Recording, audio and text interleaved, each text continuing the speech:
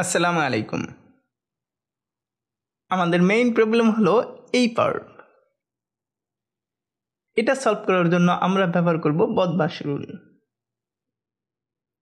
বদমাশ rule হলো প্রথমে আমাদের কাজ করতে হবে ব্র্যাকেট অংশ, এরপরে পাওয়ার এবং এক্সপোনেন্ট, তারপর ডিভিশন অ্যান্ড মাল্টিপ্লিকেশন এবং সবশেষে অ্যাডিশন এবং সাবট্রাকশন। যদি সমজাতীয় অপারেশন থাকে তাহলে বাম থেকে ডানে যেতে হবে। এখানে গুণ এবং ভাগ হলো সমজাতীয়, তাই আমরা বাম থেকে ডানে যাব। 2 times 2 equal to 4.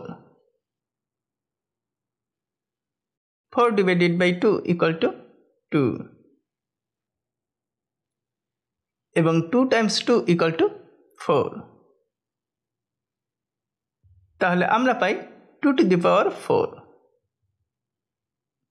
যা 16।